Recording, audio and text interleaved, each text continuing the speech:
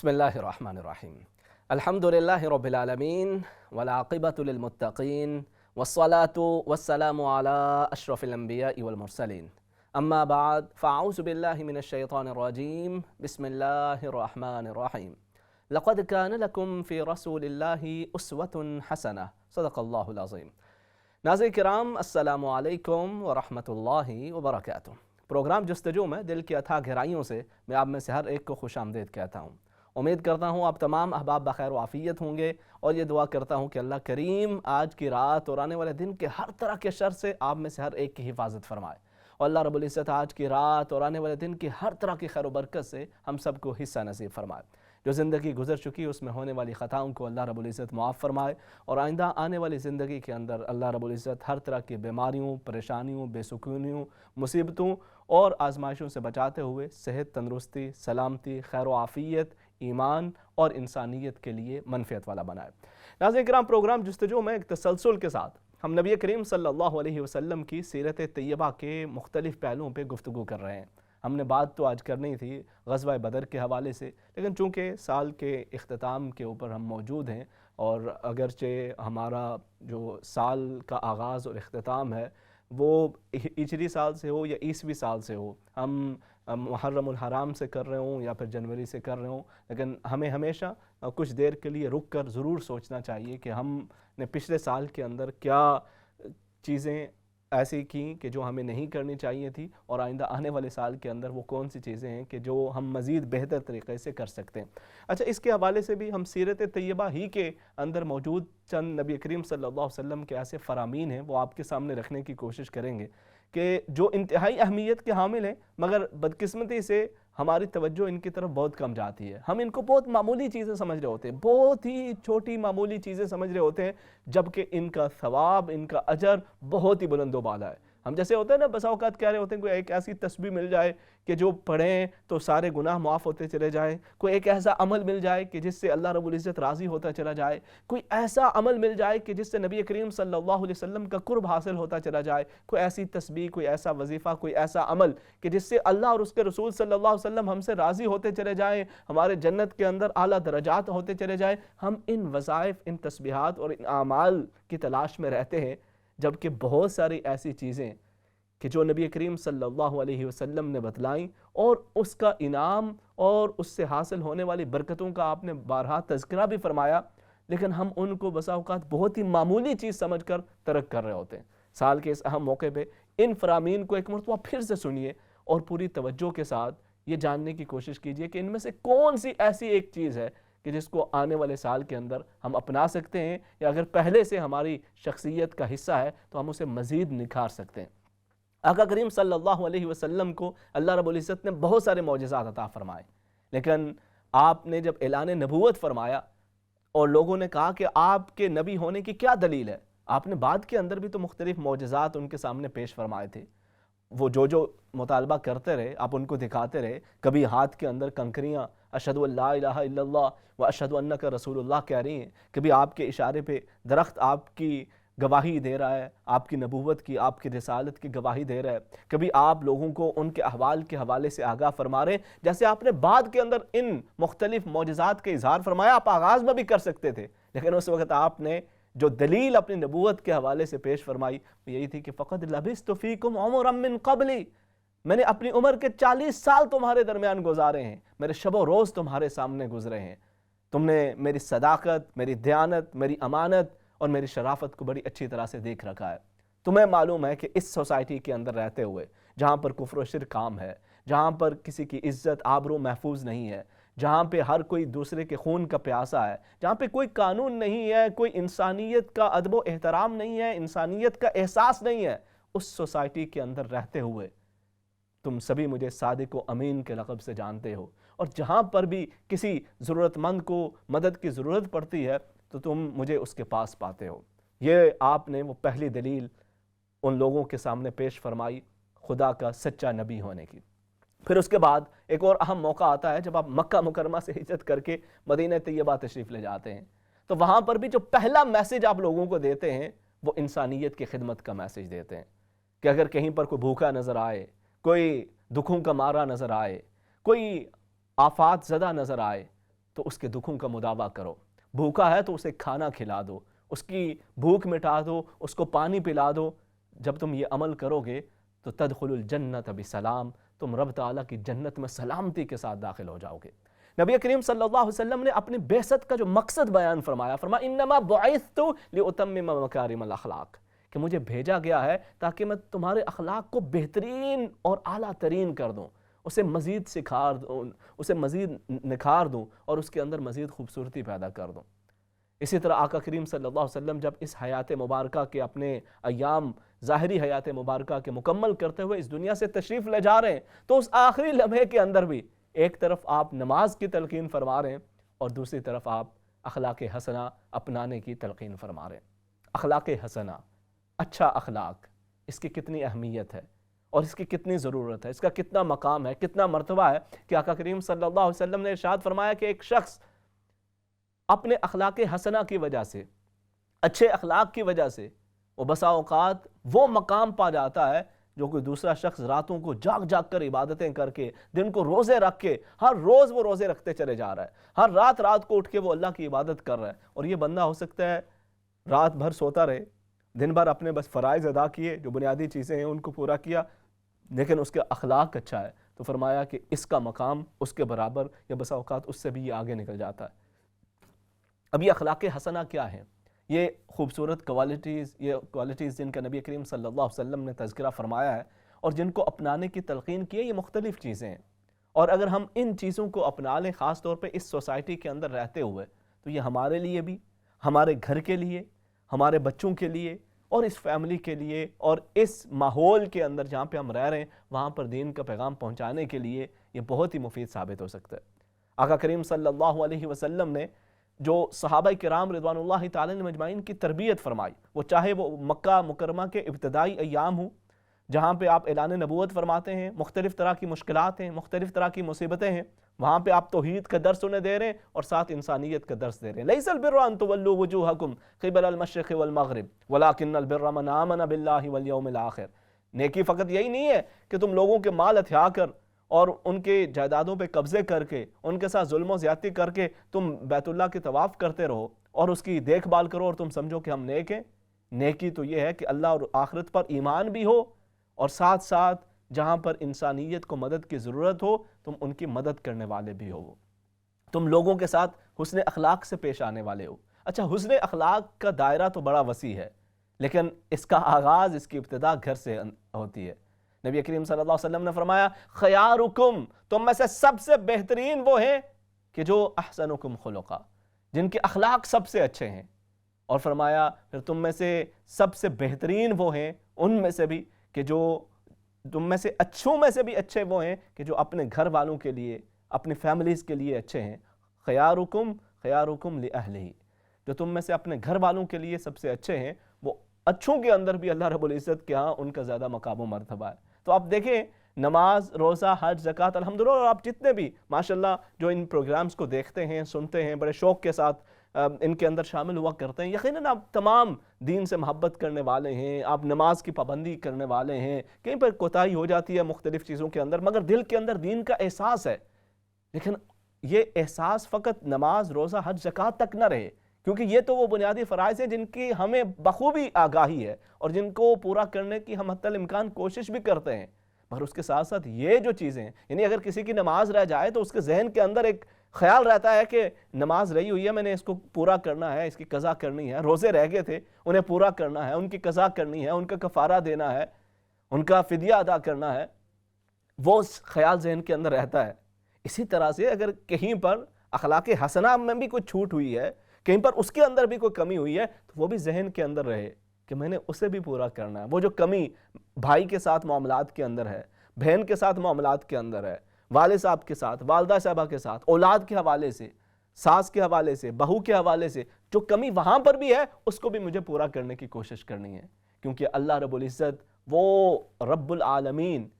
کہ جو اس ساری کائنات کا تخلیق فرمانے والا ہے، وہ اس ساری کائنات میں سب سے بڑھ کر حضرت انسان سے محبت کرتا ہے۔ آپ نے دیکھا نہیں کہ یہ خوبصورت آبشاریں، یہ اونچے نیچے پہاڑ، یہ خوبصورت جزیرے، یہ آسمان پہ اڑتے پرندے، یہ زمین کے تہوں کے اندر رینگتے ہوئے کیڑے، یہ خوبصورت تخلیق آپ جس طرف بھی نظر دوڑائیں اور بے اختیار دیکھتے ہی چلے جائیں اور بے اختیار پکار اٹھیں کہ سبحان اللہ مالک تیری کیا شان ہے۔ وہ رب تعالیٰ جس نے اس قدر خوبصورت کائنات کو تخلیق فرمایا ہے، وہ فرماتا ہے لَقَدْ خَلَقْنَا الْإِنسَانَ فِي أَحْسَنِ تَقْوِيمٍ، اس ساری کائنات میں سے میں نے سب سے زیادہ خوبصورت انسان کو بنایا ہے۔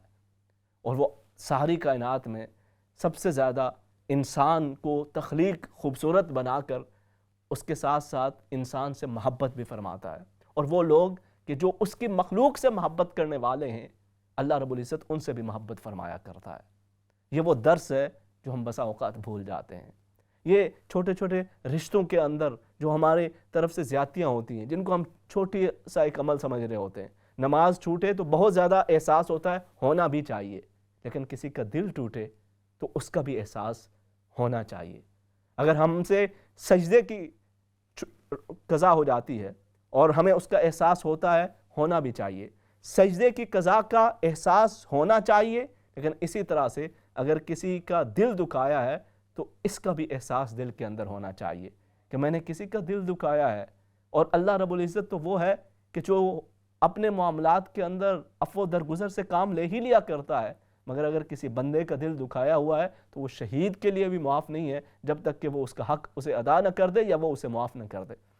آقا کریم صلی اللہ علیہ وسلم نے ہماری کیا رہنمائی فرمائی؟ مسلمانوں میں سے سب سے بہترین مسلمان کون ہے یا رسول اللہ؟ صحابہ نے عرض کیا یا رسول اللہ صلی اللہ علیہ وسلم، ہم مکہ مکرمہ سے ہجرت کر کے یہاں پہ آئے ہیں، بڑے مصائب بڑی تکالیف برداشت کی ہیں، تو ہماری یہی خواہش ہے کہ ہم سبھی بہترین سے بہترین مسلمان بنیں۔ اور اگر میں تھوڑی دیر کے لیے یہاں پہ رک کے آپ سے پوچھوں کہ آپ کے خیال میں سب سے بہترین مسلمان کون ہے، تو آپ کے ذہن میں بھی اکثر و بیشتر لوگوں کے ذہن میں یہی تصور ہوگا کہ جس کی ماشاءاللہ لمبی سی داڑھی ہو، سر پہ خوبصورت سی ٹوپی ہو، ماتھے پہ اس کے محراب بنا ہوا ہو، سجدوں کا نشان ہو، اور اس کے ساتھ ساتھ اگر وہ کوئی خاتون ہے تو حجاب و نقاب والی ہوں، باپردہ ہوں، ہاتھ میں ان کے تسبیح ہو، راتوں کو اٹھ کے عبادت کرتی ہوں، یہ تمام چیزیں اپنی جگہ پہ بجائیں۔ لیکن آقا کریم صلی اللہ علیہ وسلم سے جب پوچھا گیا کہ یا رسول اللہ مسلمانوں میں سب سے افضل کون ہے، تو فرمایا سب سے بہترین وہ ہے من سلم المسلمون من لسانہ و یدہ، سب سے بہترین مسلمان وہ ہے کہ جس کی زبان اور اس کے ہاتھ کے شر سے دوسرے لوگ محفوظ رہیں۔ نبی کریم صلی اللہ علیہ وسلم نے ارشاد فرمایا کہ بسا اوقات انسان عبادات کر رہا ہوتا ہے، نمازیں پڑھ رہا ہے، اذکار کر رہا ہے، راتوں کو اٹھ کر اللہ کو یاد کر رہا ہے، صدقات و خیرات کرتا چلا جا رہا ہے، مگر اس کے ساتھ ساتھ کسی کا دل دکھا رہا ہے، کسی کے ساتھ زیادتی کر رہا ہے، کسی کے ساتھ ناانصافی کر رہا ہے، کسی کے مال پہ ناجائز قبضہ کر رکھا ہے، تو اب روز حشر اس کی نیکیاں اس شخص کی طرف منتقل ہوتی چلی جائیں گی، اور پھر اگر نیکیاں ختم ہو جاتی ہیں تو پھر اس کے گناہ اس کے اوپر آتے چلے جائیں گے۔ تو نیکی کرنا آسان ہے، مگر پھر اس نیکی کو سنبھالنا یہ بھی انتہائی ضروری ہے، اور اسی چیز کی طرف ہمیں ساتھ ساتھ توجہ کرنی ہے، کیونکہ یہ وہ چیزیں ہیں کہ جن کو ہم بسا اوقات بڑا معمولی سمجھتے ہیں۔ اب مثال کے طور پر ایک اور بڑی بنیادی سی چیز ہے، ہم راستے میں سے گزر رہے ہیں، اگر راستے کے اندر کوئی رکاوٹ ہے، آپ گاڑی ڈرائیو کر رہے ہیں، آپ سوچیں کیا خوبصورت وہ مسلمان ہوگا، سبحان اللہ، کہ وہ گاڑی ڈرائیو کر رہا ہے، کوئی اس کو نہیں جانتا، کوئی پہچانتا نہیں ہے، لیکن گاڑی ڈرائیو کرتے ہوئے اس نے دیکھا کہ روڈ کے اوپر کوئی ایسی چیز ہے کہ جس سے بعد کے اندر آنے والے لوگوں کو حادثہ پیش آ سکتا ہے، تو وہ دیکھ کے اچھی طرح سے گاڑی کو سائیڈ پہ پارک کر دیتا ہے، پارک کر کے اس چیز کو اٹھاتا ہے، اٹھا کے سائیڈ پہ پھینکتا ہے اور دوبارہ اپنی گاڑی میں بیٹھ کے چلا جاتا ہے۔ نبی کریم صلی اللہ علیہ وسلم نے فرمایا یہ اس کے ایمان کی علامت ہے، یہ اس کے ایمان کی نشانی ہے، یہ اظہار ہے اس کے ایمان کا۔ کیوں یہ وہ عمل کیوں کر رہا ہے؟ کیونکہ اللہ کے رسول کریم صلی اللہ علیہ وسلم نے اسے ایمان کا حصہ بتایا ہے کہ امادۃ الاعضاء، کہ لوگوں کے راستوں کے اندر اگر کوئی ایسی چیز پڑی ہو کہ جو رکاوٹ بنے، جو اذیت کا باعث بنے، اسے راستے سے ہٹا دینا، یہ ایک مومن کی نشانی ہوا کرتی ہے، یہ ایک مومن کی علامت ہوا کرتی ہے۔ اگر مومن کی علامت یہ ہے کہ وہ راستے میں پڑی ہوئی رکاوٹوں کو ہٹانے والا ہوتا ہے، تو اگر میرے ہاتھوں سے میرے کسی عزیز کی زندگی اجیرن ہو رہی ہو، اس کی زندگی کے اندر رکاوٹیں بڑھتی چلی جا رہی ہوں، کسی دوست کسی رشتہ دار کے ساتھ زیادتی ہو رہی ہو، تو پھر مجھے اپنے ایمان کی فکر کرنی چاہیے۔ میں یہ نہ سوچوں کہ میں نمازیں تو بہت پڑھ رہا ہوں، میں دیگر اذکار تو بہت کر رہا ہوں، پر اس کے ساتھ ساتھ یہ جو ایمان کی علامت نبی کریم صلی اللہ علیہ وسلم نے اخلاق حسنہ کے حوالے سے عطا فرمائی ہے، اس کی طرف بھی میری توجہ رہے۔ آقا کریم صلی اللہ علیہ وسلم نے ارشاد فرمایا کہ ایمان کا حصہ ہے، آدھا نصف ایمان اسے قرار دے دیا کہ پاکیزگی یہ نصف ایمان ہے، طہارت نصف ایمان ہے۔ اب ایک مسلمان وہ جب گاڑی کے اندر ہو، کہیں راستے میں آ جا رہا ہو اور اس کے پاس اگر کچھ کچرا وغیرہ ہے تو وہ اس وجہ سے نہیں کہ وہاں پہ کوئی قانون ہے یا نہیں ہے، یہ قانون کیا کہے گا، نہیں، وہ اس کے ذہن میں یہ ہوتا ہے کہ میرا دین یہ کہتا ہے کہ طہارت اور پاکیزگی اور صفائی یہ نصف ایمان ہے، تو مجھے اپنے نصف ایمان کی فکر کرنی ہے۔ میرا گھر کے باہر کا حصہ، میری سٹریٹ، جہاں تک ممکن ہو سکے میں اسے صاف رکھنے والا ہوں، یا کم سے کم یہ ہو کہ اس کے اندر گند ڈالنے والوں میں سے شامل نہ ہو جاؤ۔ اگر ہم سارے یہ سوچنا شروع کر دیں یہاں پہ رہتے ہوئے، تو پھر ہماری سوسائٹیز جہاں پہ ہمارے گھر ہیں، جن کو ہم اپنا ایریا کہتے ہیں، وہ ان کی علامت یہ نہ ہو کہ وہ گندے علاقے ہیں، وہ کم صاف علاقے ہیں، تو یہ یقیناً اپنا ہوگا، اپنا ایریا ہوگا، یہاں پہ اپنے رہتے ہوں گے۔ یہ پہچان بدلنے کے لیے ہم سبھی یہ سوچیں، اس کو اپنا ایمانی فریضہ سمجھتے ہوئے نبی کریم صلی اللہ علیہ وسلم سے محبت کا ایک تقاضا یہ بھی ہے کہ ہم وہ عمل کریں کہ جسے نبی کریم صلی اللہ علیہ وسلم نے نصف ایمان قرار دے دیا ہے۔ اور آپ خود طہارت کو، پاکیزگی کو، خوشبو کو اس قدر پسند فرماتے ہیں کہ وہ 3 چیزیں کہ جن کے بارے نبی کریم صلی اللہ علیہ وسلم نے ارشاد فرمایا کہ ان کی محبت میرے دل کے اندر رکھی گئی ہے، ان میں سے ایک خوشبو، ظاہر ہے یہی خوشبو آپ کی طہارت، نظافت اور صفائی ستھرائی کی ایک علامت بھی ہوا کرتی ہے۔ اسی طرح سے نبی کریم صلی اللہ علیہ وسلم نے ایک اور ارشاد فرمایا کہ لا ایمان لمن لا امانت لہ، اس شخص کا تو ایمان ہی نہیں ہے جو امانت دار نہیں ہے۔ جس کے پاس امانت رکھائی جائے، وہ امانت کسی بھی طرح کی ہو، وہ مال کی صورت میں ہو، وہ قرض کی صورت میں ہو، وہ راز کی صورت میں ہو۔ ہم بسا اوقات کیا کرتے ہیں کہ دوست بڑے قریبی ہوتے ہیں، بہن بھائیوں کے بڑے رشتے قریبی ہوتے ہیں، وہ ایک دوسرے کے راز سے آگاہ ہوتے ہیں کیونکہ ایک دوسرے پہ ٹرسٹ ہوتا ہے، اعتبار ہوتا ہے، اور اگر کسی بات پہ ناراضی آ گئی، کہیں پر راستے جدا ہو گئے، تو اب امتحان ہے دونوں میں سے مومن حقیقی کون ہے۔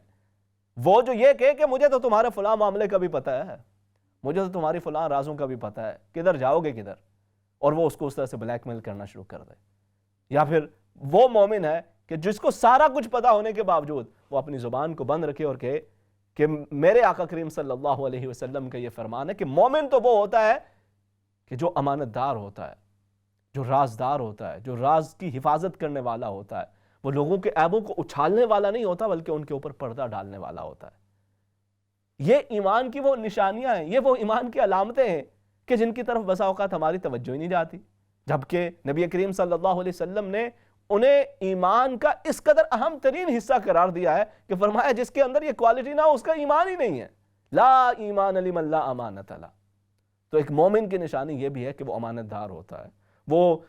دوسروں کے رازوں پہ پردہ ڈالنے والا ہوتا ہے۔ جیسے ایک اور جگہ پہ نبی کریم صلی اللہ علیہ وسلم نے فرمایا من ستر مسلمن، جو شخص کسی اپنے مسلمان بھائی بہن کی کسی عیب کو معلوم ہونے پر اس پہ پردہ ڈال دیتا ہے کہ کسی کو پتہ نہ چلے، اس کو چھپا دیا جائے، بجائے اس کے کہ آج کل تو سوشل میڈیا پہ ہمیں بہت سارے ایسے میسیجز مل جاتے ہیں کسی بھی شخصیت کے حوالے سے، اسپیشلی اگر وہ ویل نون شخصیت ہو، تو پھر تو ہم اور بڑے پتہ چلا ہے وہ فلاں صاحب نے کیا کر دیا، وہ فلاں شخص نے کیا کر دیا، وہ فلاں کے بیٹے نے کیا گل کھلائے، فلاں کی بیٹی نے کیا کر دیا، اس کو اور ہم دوسروں تک پہنچانا ایزی ہو چکا ہے اور اس کو پھیلاتے چلے جاتے ہیں۔ وہ سارے ہی کر رہے ہیں، اگر میں نے کر دیا تو کیا فرق پڑا، یا میں نہیں کروں گا تو کیا فرق پڑے گا، یہ بات تو ویسے بھی دوسروں تک پہنچ جانی ہے تو میں پہلے پہنچانے والا بن جاؤں۔ نہیں، آپ مومن ہیں، اور آپ کے ایمان کا تقاضا یہ ہے کہ آپ اس بات کو کم سے کم اپنی حد تک تو روکنے کی کوشش کریں، اور اگر روک نہیں سکتے تو اس میں اس کے پھیلانے والوں میں سے آپ کا نام نہ ہو۔ یہ آپ کے ایمان کا ایک طرح سے امتحان ہے، اور جب آپ اس کے اوپر پریکٹس کرتے ہوئے خود کو اس لیول تک لے آئیں تو پھر اللہ کا شکر ادا کریں کہ باری تعالیٰ الحمدللہ میرے اندر بھی ایمان کی ایک اور کوالٹی، ایک اور علامت میری زندگی کے اندر شامل ہو چکی ہے۔ ایسے ہی نبی کریم صلی اللہ علیہ وسلم نے ارشاد فرمایا من تواضع للہ رفعہ اللہ۔ ایک اور اخلاق حسنہ، ایک مومن کی خوبصورت کوالٹی، اس کی خوبصورت پہچان یہ بھی ہے کہ وہ تواضع والا ہوتا ہے، اس کے اندر انا پرستی نہیں ہوتی، وہ غرور و تکبر میں مبتلا نہیں ہوتا، وہ دوسروں کو خود سے کم تر نہیں سمجھتا کہ ان کے پاس مال کم ہے، ان کے پاس دولت کم ہے، ان کے پاس شہرت کم ہے، ان کے پاس عزت کم ہے، ان کے پاس سٹیٹس کم ہے، نہیں، وہ اللہ رب العزت کے سامنے جھکنے والا ہوتا ہے، عجز و انکساری کرنے والا ہوتا ہے، اور فرمایا جو جتنا زیادہ اللہ کی رضا کی خاطر جھکتا چلا جاتا ہے، اس کو جتنا مقام، جتنا شرف ملتا جائے، وہ اتنا جھکتا چلا جاتا ہے، رفعہ اللہ، اللہ رب العزت بھی اس کے درجے بلند کرتا چلا جاتا ہے، اس دنیا کے اندر بھی اور آخرت کے اندر بھی۔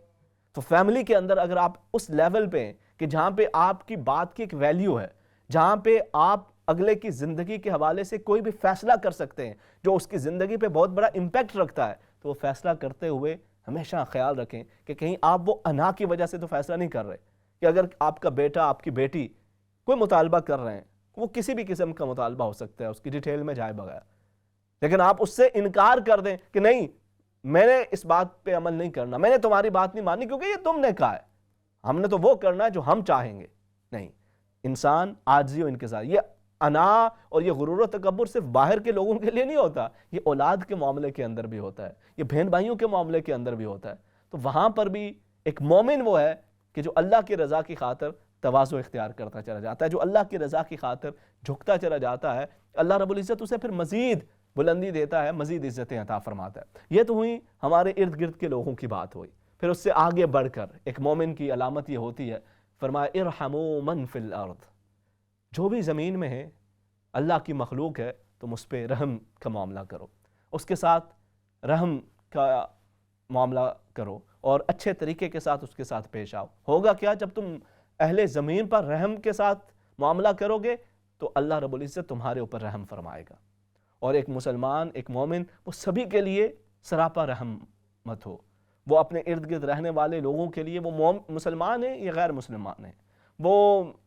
آپ کے عقائد، نظریات سے اتفاق رکھتے ہیں یا نہیں رکھتے، آپ بالکل اپنے عقائد رکھ سکتے ہیں، اپنے نظریات رکھ سکتے ہیں، دوسرے سے اختلاف رائے رکھ سکتے ہیں۔ ہمارے ہاں تو یہ ایک نیا ٹرینڈ چل پڑا ہے کہ لوگ باقاعدہ خطبہ پڑھتے ہیں، کوئی قرآن کی آیت پڑھتے ہیں، حدیث پڑھتے ہیں عربی کے اندر، اور پھر ساتھ میں گالی بھی دیتے ہیں، گالی نکال کر اگلے مخالف کو بتاتے ہیں کہ بھئی اصل تو دین یہ کہہ رہا ہے، قرآن تو یہ کہتا ہو، تم فلاں فلاں فلاں، ایسے ایسے، اور یہ کلچر بڑا عام ہوتا چلا جا رہا ہے۔ خاص طور پہ ہمارے نوجوان جو اس طرف آ رہے ہیں، اس دین کی طرف، دین کو سمجھنے کی کوشش کرتے ہیں، کچھ ذرا دین کے قریب ہوتے ہیں، اور کچھ جو مدارس کے اندر جاتے ہیں وہاں پہ مزید عربی کو بھی سمجھتے ہیں، تو وہ نئے نئے جب فارغ ہوتے ہیں تو یہ ایک نیا ٹرینڈ ہے کہ ساتھ خطبہ پڑھو، عربی پڑھو، اور پھر اگلے کو دو چار گالیاں بھی نکالو اور کہو کہ اصل تو یہ ہے، تم تو فلاں ہو فلاں ہو فلاں فلاں۔ ہمیں تو دین یہ سکھا رہا ہے، اور آقا کریم صلی اللہ علیہ وسلم یہ بتا رہے ہیں کہ تم جو بھی اہل زمین ہے ان پہ رحم کرو، اللہ پاک تم پہ رحم فرمائے گا۔ اس میں کوئی فرق نہیں ہے کہ کوئی اپنا ہے یا غیر ہے، وہ مسلمان ہے یا غیر مسلم ہے، آپ کے نظریات پہ چلنے والا ہے یا اس کے خلاف ہے، آپ اس سے نظریات میں ضرور اختلاف رکھیں، جس چیز کو آپ درست سمجھتے ہیں اسے درست سمجھیں، مگر اس کا یہ مطلب نہیں ہے کہ آپ اپنے بھائی سے، اپنی بہن سے، اپنے کسی دوست، اپنے عزیز سے اس وجہ سے بالکل قطع تعلق ہی نہیں، بلکہ اس کے ساتھ نفرت کرنا شروع کر دیں کہ وہ آپ کے شیخ کو شیخ نہیں مانتا، آپ کے پیر صاحب کو پیر نہیں مانتا، آپ کے عالم کو عالم نہیں مانتا، آپ کے مفتی کو مفتی نہیں مانتا، اور آپ کے اسکالر کو اسکالر نہیں مانتا، یا ان کے مطابق، ان کے نظریات کے مطابق نہیں چلتا۔ یہ میوچل انڈرسٹینڈنگ، میوچل رسپیکٹ، یہ بھی ہمیں دین متین سکھاتا ہے۔ اللہ رب العزت ہمیں دین کے ان پہلوؤں کو بھی سمجھنے اور ان پر عمل کرنے کی توفیق عطا فرمائے، آمین بجاہ النبی الامین۔